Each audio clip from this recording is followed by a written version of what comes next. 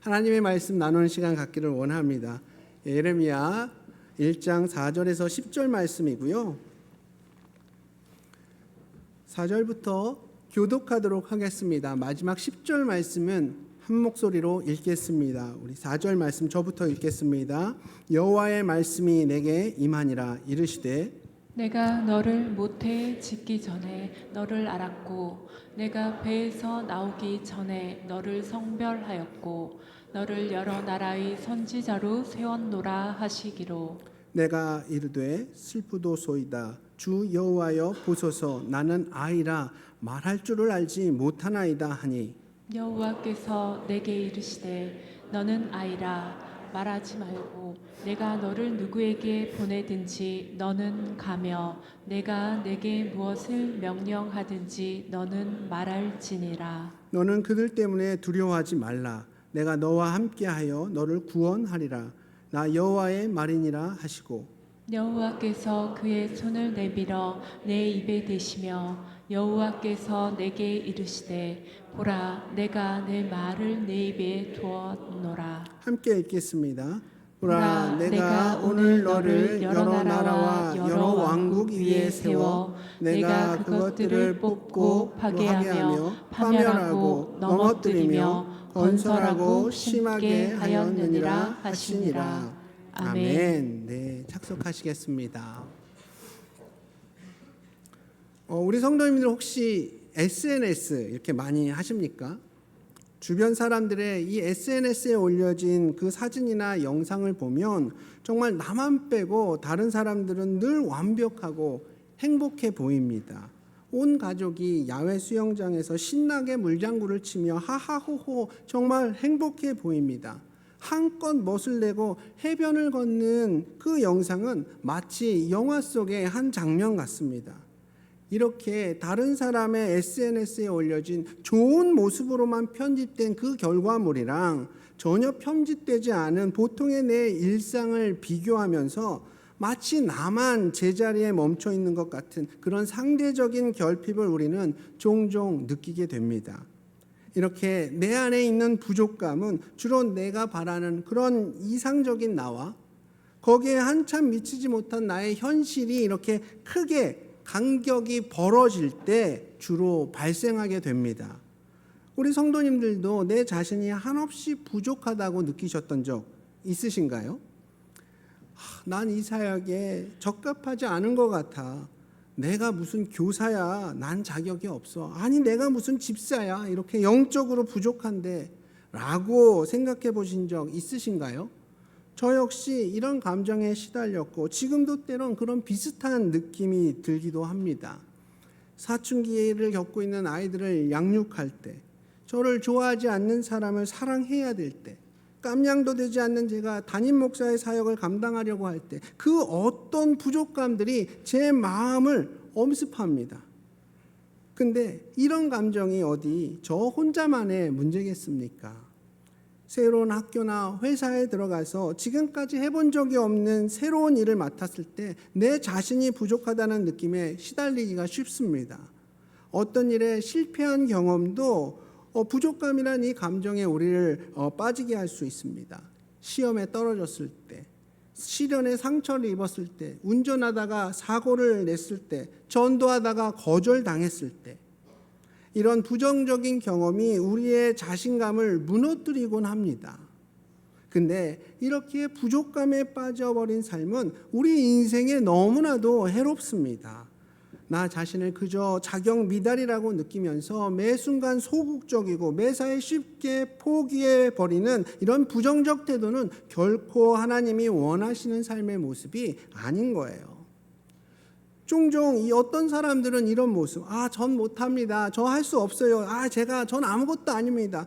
이런 모습을 겸손으로 착각하기도 합니다. 하지만 전혀 사실이 그렇지가 않거든요. 그 누구보다도 겸손하셨던 우리 예수님은 이런 태도를 보이신 적이 없었습니다. 단 한 번도 없었습니다.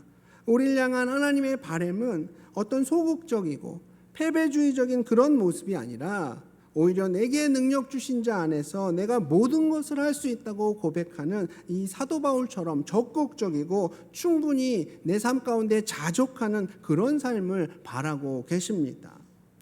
그러면 어떻게 하면 우리가 그런 삶을 살아갈 수 있을까요? 어떻게 내 자신이 한없이 부족하고 부적합하다는 이 부족감을 극복할 수 있을까요? 오늘 본문은 부족감에 시달리는 한 사람에 대한 이야기를 기록하고 있습니다. 그리고 이 파괴적인 부족감이라는 이런 감정의 문제를 하나님께서는 어떻게 다루시는지 잘 보여주고 계십니다. 자, 오늘 본문은요, 예레미야가 선지자로 하나님께 부르심을 받는 장면입니다. 여러분, 선지자가 뭐 하는 사람이냐면 하나님의 말씀을 사람들에게 대신 전하는 사람이에요. 보십시오. 사람들이 하나님 말씀을 경청하고 그 말씀 따라서 잘 살아가면 굳이 하나님께서 선지자를 따로 세워서 하나님의 말씀을 대신 전할 필요가 없겠죠. 보통은 사람들이 타락해 있을 때, 하나님을 떠나 있을 때 하나님께서는 선지자를 통해서 백성들에게 회개를 촉구하셨고 경고의 말씀을 전했던 겁니다. 그럼 상식적으로 선지자는 어떤 사람이 감당할 수 있겠습니까? 뭐 카리스마도 좀 있고 연륜과 지식도 좀 있고 사람을 압도할 수 있는 뭔가 포스가 있는 그런 사람이 해야 될 것 같잖아요. 근데 선지자로 부름받은 이 예레미야는 그 당시 나이가 뭐 명확하게 성경에 나와 있지는 않지만 많은 학자들이 추론하기를 10대 후반에서 20대 초반이었을 거로 추정을 합니다. 그 당시 이스라엘은 하나님으로부터 떠나 있었고 유대 사회의 불의함은 최악이었습니다.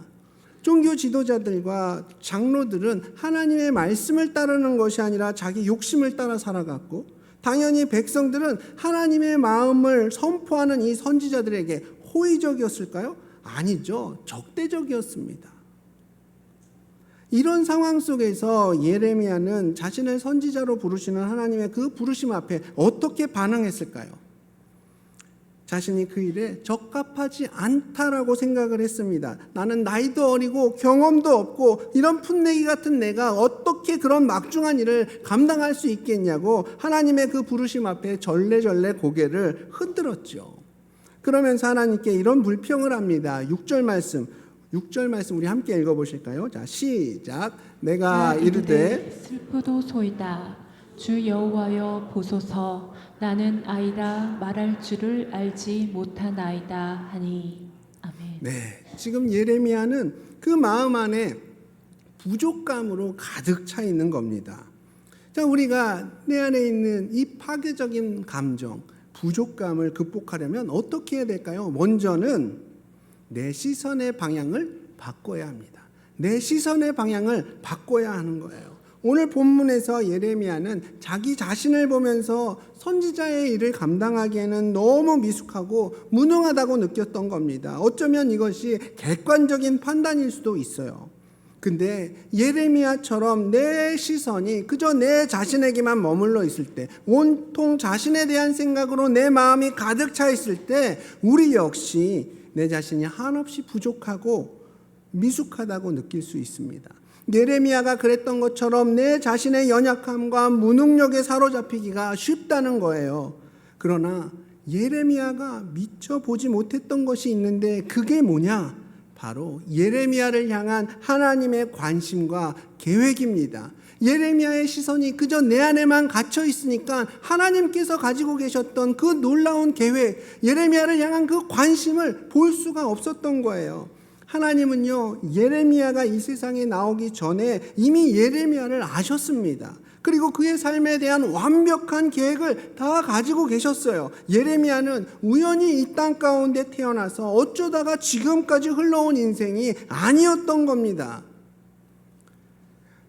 우리 오늘 본문 5절 말씀을 함께 읽겠습니다. 5절, 자, 시작.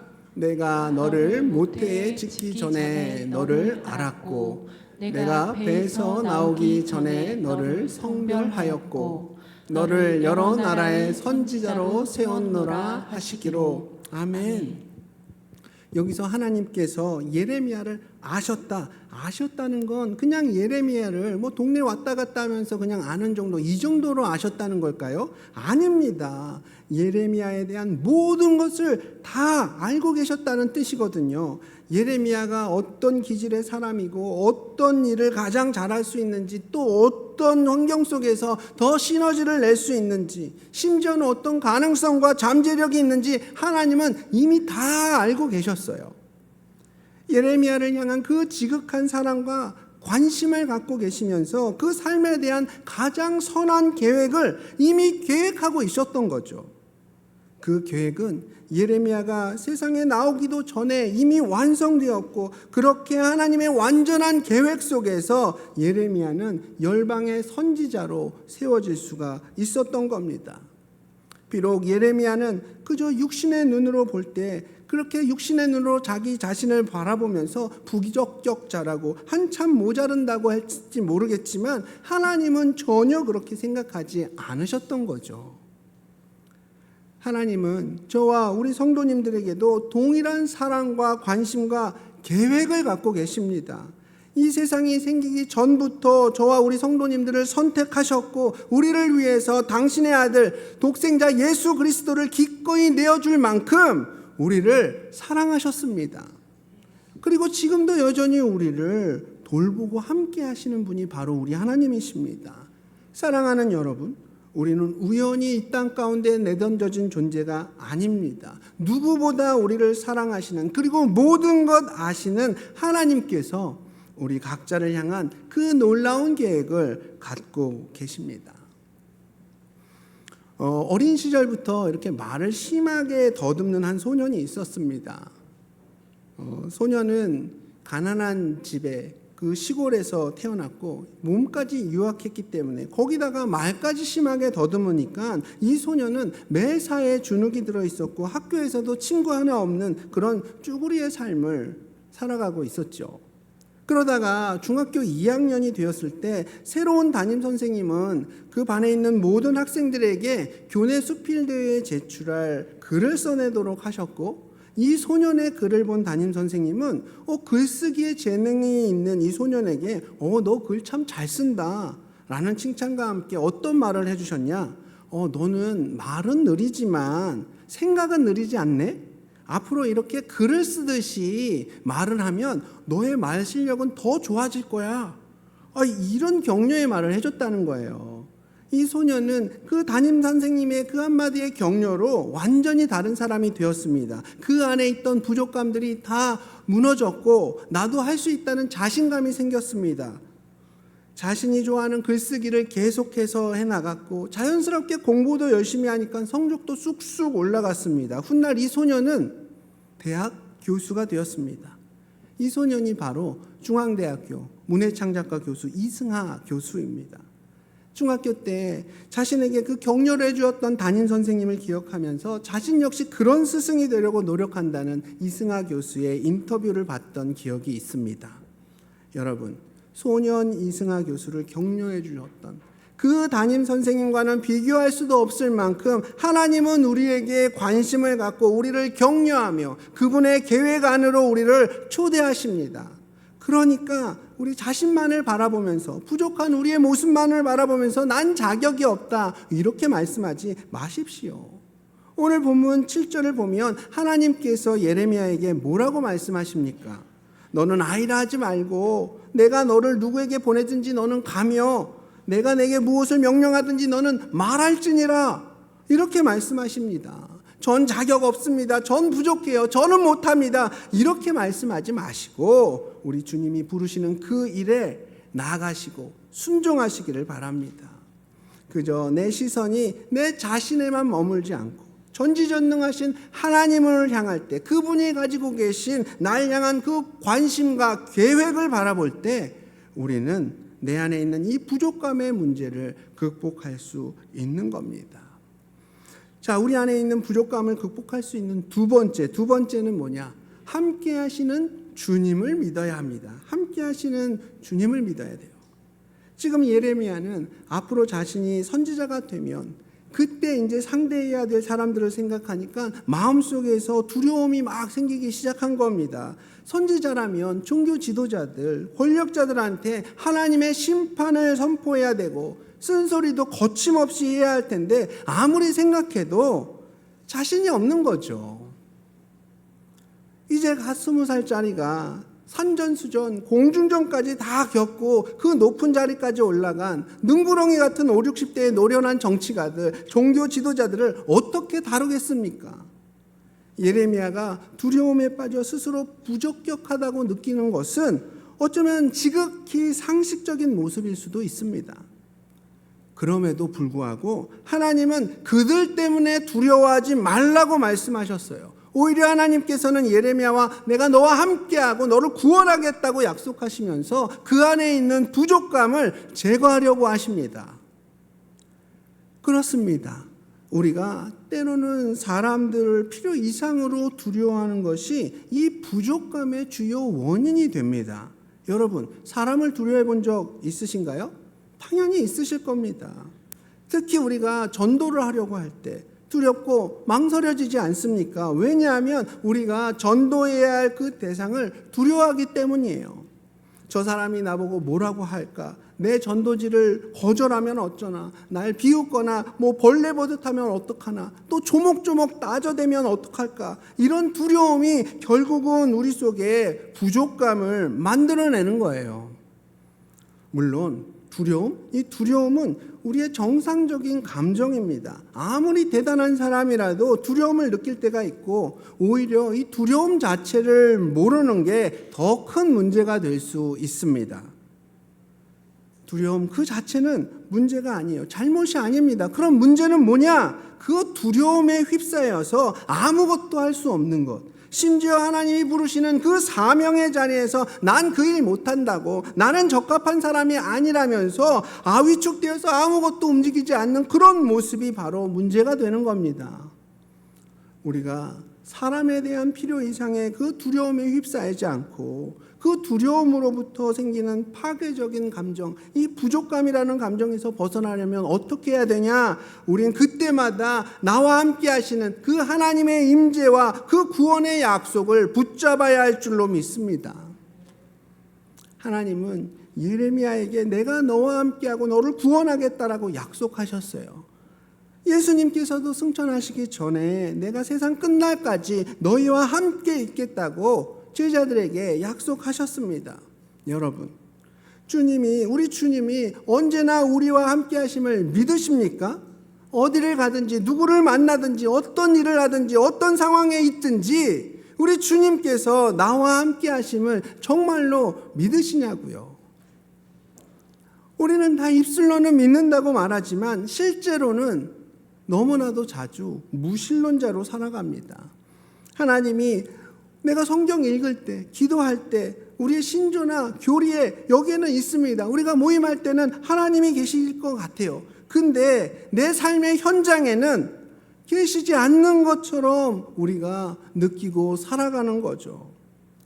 세상이 우리를 향해 우는 사자와 같이 덤벼들 때에, 낯선 직장에서 생존을 위해서 내가 몸부림칠 때에, 새로운 교실, 새로운 친구들 앞에서 긴장하고 있을 때, 여러분은 그때에도 하나님이 나와 함께하고 계심을 확신하십니까?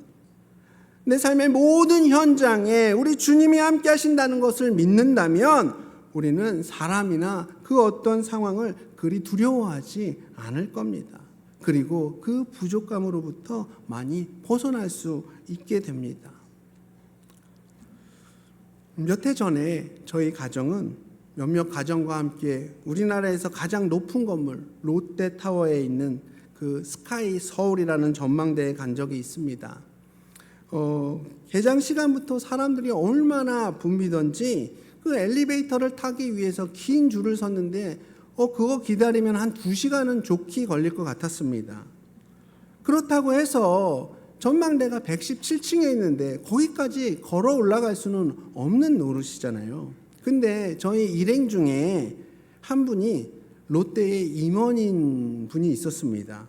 사실 이 스카이 서울도 그 임원분을 통해서 저희가 싸게 티켓을 구입할 수가 있었던 거거든요. 어쨌든 저희도 일단 다른 사람들과 마찬가지로 줄을 서고 이렇게 기다리고 있었는데 그 친척분이 직원 한 분을 저희에게 따로 보내주신 거예요. 그리고 그 직원분이 저희 일행을 그 줄에서 빼내서 다른 곳으로 이렇게 안내를 해주는 겁니다.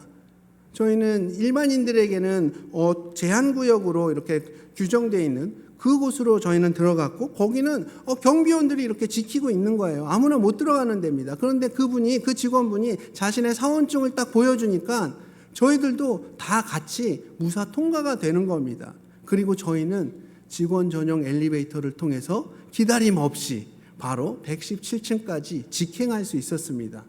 그렇죠. 이렇게 부러워하는 눈빛으로 보셔야죠. 일부 때는 그냥 아무런 반응이 없으신 거예요. 그래서 엄청 고민했거든요. 이걸 해야 되나 말아야 되나. 별로 부러운 게 아닌가? 나 엄청 부러울 것 같은데. 이런 고민들을 많이 했는데 맞습니다. 여러분들이 정상이십니다. 이거 부러운 거죠. 어쨌든 그렇습니다. 우리가 어떤 사람과 함께 하느냐가 너무너무 중요한 거예요. 꿀벌과 함께하면 우리는 꽃밭으로 다니겠지만 똥파리와 함께 다니면 변소 주변이나 얼쩡거리게 되는 겁니다. 마찬가지로 전지전능하신 우리 하나님이 나와 함께 하신다면 사실 우리는 그 무엇도 그 누구도 두려워할 필요가 없습니다. 우리는 사람을 두려워할 필요가 없는 거예요. 아니 주님이 나와 함께 하시는데 뭐가 두렵습니까? 하나님이 나와 함께 하신다는 그 사실을 우리가 제대로 믿는다면 우리는 담대해질 수 있고 내 안에 부족감으로부터 벗어날 수가 있는 겁니다. 혹시 여러분들 가운데도 사람에 대한 부족감, 사람에 대한 두려움 때문에 부족감에 빠져 계십니까? 그렇다면 우리 주님이 함께 하심과 또 구원에 대한 약속의 말씀을 굳게 붙잡고 신뢰하시기를 바랍니다. 비록 우리 눈에는 보이지 않고 또 오감으로 느껴지지는 않더라도 나와 함께 하시는 우리 주님의 그 약속을 믿고 그 사실로 받아들이면서 우리는 담대히 나가야 될 줄로 믿습니다. 여러분 만약에 그 사실이 여전히 잘 믿어지지 않는다면 자꾸 의심의 마음이 든다면 더 큰 믿음을 달라고 하나님께 간절히 기도하셔야 됩니다. 주님의 임재와 그 구원에 관한 약속의 말씀을 더 읽으시고 깊이 묵상하시고 또 공동체 안에서 지체들의 격려를 받으면서 하나님의 약속의 말씀 붙잡고서 살려고 무진장 애를 써야 하는 거예요. 그게 바로 믿음으로 사는 삶의 모습인 겁니다.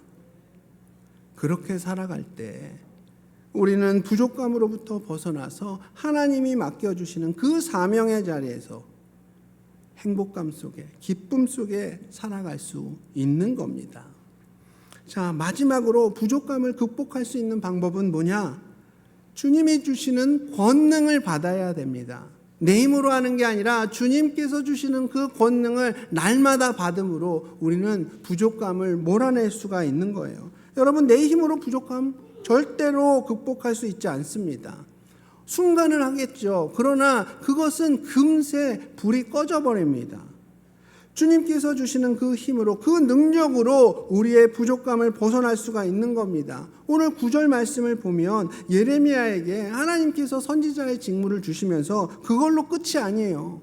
선지자의 직무를 맡기신 하나님은 예레미야에게 그 사역을 감당할 수 있는 능력도 함께 주시는 걸 볼 수 있습니다. 오늘 우리 9절 10절 말씀을 함께 읽어보시겠습니다. 자, 시작.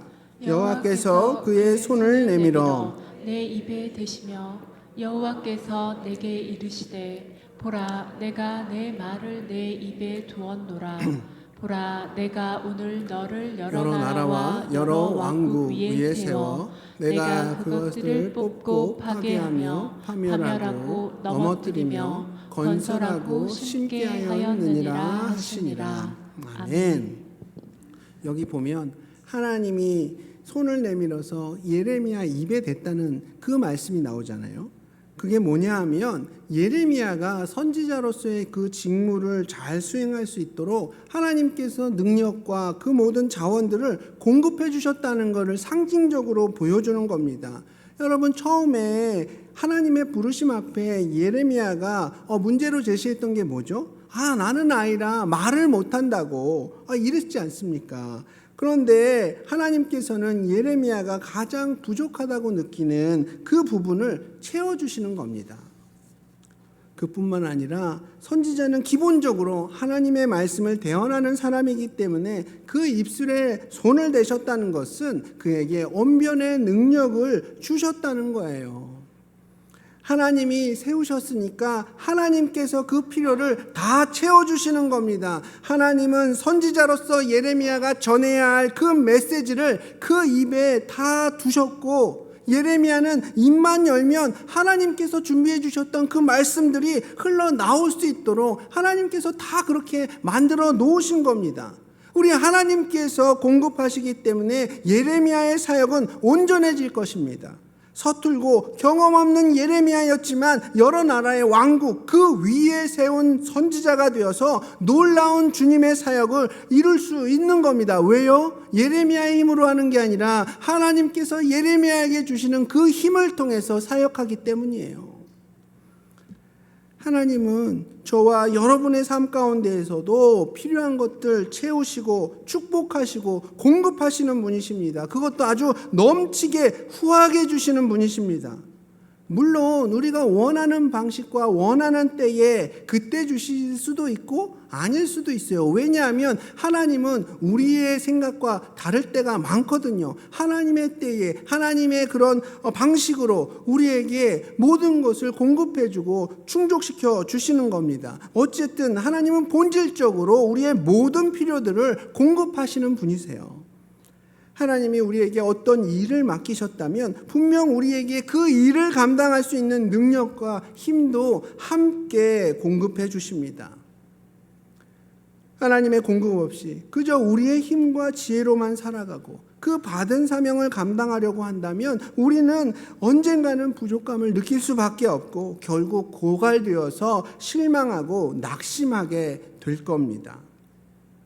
우리가 이 부족감으로부터 벗어나려면 하나님이 주시는 신령한 하늘의 능력으로 공급을 받아야 합니다. 그것도 날마다 공급받아야 됩니다. 그러지 않으면 우리는 언제나 스스로가 부족하다는 그 느낌에 시달리면서 부족감 속에 시달리면서 살아가게 될 수밖에 없습니다. 예를 들면 이런 거예요. PPT 한번 넘겨주시고요. 저한테 테슬라 전기자동차 그 가운데 가장 유명한 가장 비싼 모델 X가 한 대 있다고 가정을 하겠습니다. 외관도 정말 멋있고 이 차 성능도 너무 좋은데 근데 저 차가 전기 충전소와 연결이 되어 있지 않다면 그래서 충전되어 있지 않다면 아무리 멋진 외관 그리고 성능이 좋다 한들 무슨 소용입니까? 충전되어 있지 않은 테슬라는 아무 기능도 할 수가 없는 거예요. 1m도 나가지 못하는 그저 고철덩어리에 불과한 겁니다. 우리는 하나님이 주시는 그 능력과 연결이 되어 있어야 되는 거예요. 하나님이 주시는 그 힘을 공급받는다면 우리는 부족감 얼마든지 극복할 수 있습니다. 극복할 뿐만 아니라 사도 바울처럼 내게 능력 주시는 자 안에서 내가 모든 것을 할 수 있다고 이렇게 우리 역시 자신 있게 고백할 수 있게 됩니다. 혹시 여러분은 과거에 쓰라린 그런 실패의 기억 때문에 새로운 일에 도전해야 한다는 그 어떤 압박감 때문에 앞으로 상대해야 될 사람들이 두렵기 때문에 스스로 백기를 흔들며 내 안에 있는 그 부족감 속에서 사명의 자리, 그 어떤 부르심의 자리를 스스로 포기하고 계시진 않습니까? 기억하십시오. 어리고 경험 없는 예레미야를 부르시고 그를 통해 영광 받으셨던 하나님은 우리처럼 미약한 사람들을 통해서도 얼마든지 영광 받으실 수 있는 분이십니다. 이제 그만 우리 속에 있는 이 쓸데없는 감정, 패배감이라는 감정, 부족감이라는 감정 치워버리십시오. 그러기 위해서는 우리 마음 가운데에 3가지 기둥을 세워야 합니다. 제가 3P로 정리를 했어요. 대문자 P로 시작하는 3가지 단어로 오늘 설교를 요약했습니다. 첫 번째는 플랜이에요. 플랜. 주님의 계획을 바라보십시오. 내 생각에만 갇혀있지 마시고 날 향한 하나님의 관심과 그 계획을 바라보십시오. 두 번째는 presence예요. presence. 주님이 지금 나와 함께 하심을 신뢰하십시오. 언제 어디서나 나와 함께 하시는 우리 주님의 그 약속의 말씀을 붙들고 신뢰하십시오. 세 번째는 파워예요. 파워. 주님의 그 능력을 날마다 공급받으십시오. 내가 할 수 있는 것 아닙니다. 하나님이 주시는 그 신령한 능력으로, 그 자원으로 우리가 매일 공급받음을 받을 때에 우리 안에 있는 이 부족감들은 사라지게 될 것입니다. 이 세 가지의 기둥이 우리 마음 가운데 온전히 세워질 때에 우리는 내 안에 있는 부족감으로부터 해방되고 하나님이 맡기시는 그 사명의 자리로 얼마든지 나갈 수 있게 되는 겁니다. 우리는 더 이상 열등감에 쌓인 사람들처럼 쉽게 상처받고 또 자기 연민에 빠지거나 어떤 방어적인 그런 모습 대신에 좀 더 여유롭고 더 유연해지는 그런 성품을 갖게 될 겁니다. 우리의 인간관계는 더 부드러워지고 주님의 일을 더 기쁘게 감당할 수 있게 될 겁니다. 더 나아가서는 우리는 새로운 그런 도전들을 받아들이고 불가능해 보일 것 같은 주님의 사역 자리에 담대하게 나갈 수 있는 그런 믿음의 용사로 세움받을 수 있게 되는 겁니다. 내 자신이 열등하다는 그리고 또 부족하다는 느낌을 믿음으로 이겨내십시오. 그럴 때 우리는 전능하신 하나님의 그 온전한 통치 가운데 살아갈 수 있게 되는 겁니다. 이번 한 주도 온전하신 우리 주님의 통치 가운데 거하시는 저와 우리 모든 성도님들 되시기를 축복하며 오늘 말씀을 마치겠습니다.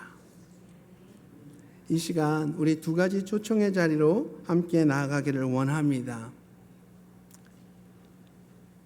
이 예배 가운데 임재하시는 주님의 음성에 귀 기울이시고 첫 번째 초청입니다.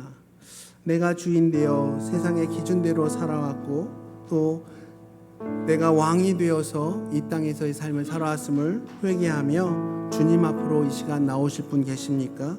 이제 내가 왕이 아니라 내 삶에 우리 주님이 왕이십니다. 주님의 자녀로 이 땅에서의 삶을 살아가기를 원합니다. 이렇게 고백하시는 분 계십니까? 손들어 표현해 주시면 여러분들을 도와드리겠습니다. 하나님의 자녀로 거듭나는 길 오직 예수 그리스도밖에 없습니다. 예수 그리스도의 구원, 복음만이 유일한 구원의 길입니다. 여러분들을 도와드리겠습니다. 혹시 구원받기 원하시는 분 계십니까? 손으로 표현해 주십시오. 도와드리겠습니다. 두 번째 초청입니다. 주님, 저는 두렵습니다. 내 안에는 부족감이 투성입니다. 그러나 주님께서 주시는 그 힘으로 나의 시선을 내 안이 아닌 우리 주님으로 향하고 또 주님의 그 약속의 말씀을 붙잡으며 이제 그 부족감을 이겨내기를 원합니다. 주님이 그 부르심의 자리로 나아가기를 원하오니 주여 저를 붙들어 주시옵소서. 주님의 그 부르심의 자리로 나아가겠습니다. 이렇게 고백하시는 분 계십니까? 손들어 표현해 주시면 여러분들을 위해 기도해 드리겠습니다. 여러분의 그 결단과 함께 우리 주님이 일하시는 줄 믿습니다. 그 부르심의 자리로 함께 나아감으로 주님의 나라를 세워가고 더 견고하게 세워가는 그 역할을 감당하시는 우리 성도님들 되기를 축복합니다. 네, 그 손 보았습니다. 아멘. 아멘. 주님, 그렇습니다. 우리의 연약함과 부족감 속에 우리를 부르시는 주님의 음성에 반응하지 못했던 지난 우리들을 용서해 주십시오. 긍휼히 여겨 주십시오. 이제는 내 안에 있는 그 부족감들을 믿음으로 떨쳐내기를 원합니다. 나의 시선이 내 안에만 머무는 것이 아니라 우리 주님 바라보게 하시고 주님의 그 함께 하신다는 약속의 말씀을 붙잡게 하시고 날마다 주님께서 주시는 그 능력으로 또 세임받아 살아가는 우리 모든 성도들 되기를 소망하오니 주님의 부르심 앞에 기쁨으로 순종하겠노라 결단한 우리 지체들의 삶 가운데에 역사하여 주시고 그들의 삶을 들어 주님의 그 부르심의 자리로 인도하여 주시옵소서. 그 부르심의 자리에서 순종하며 나아갈 때에 신령한 하늘의 복으로 그 심령들을 가득 채워주시고 기쁨과 만족감 속에 주님께서 주시는 그 평안함이 삶 가운데 넘쳐날 수 있도록 주여 인도하여 주시옵소서. 이 시간 주심을 감사드리며 살아계신 예수님 이름으로 기도드렸습니다. 아멘. 우리 성도님들 오랜 시간 앉아 계셨는데 이 시간 찬양하시면서 받은 말씀 앞에 반응하는 시간 갖기를 원합니다.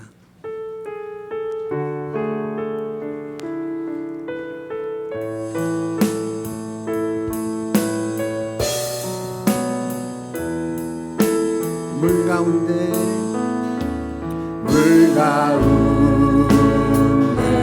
지날 때에도 침몰치 않으며 불 가운데 행할 때에도 너를 삼지 못하게 하시리.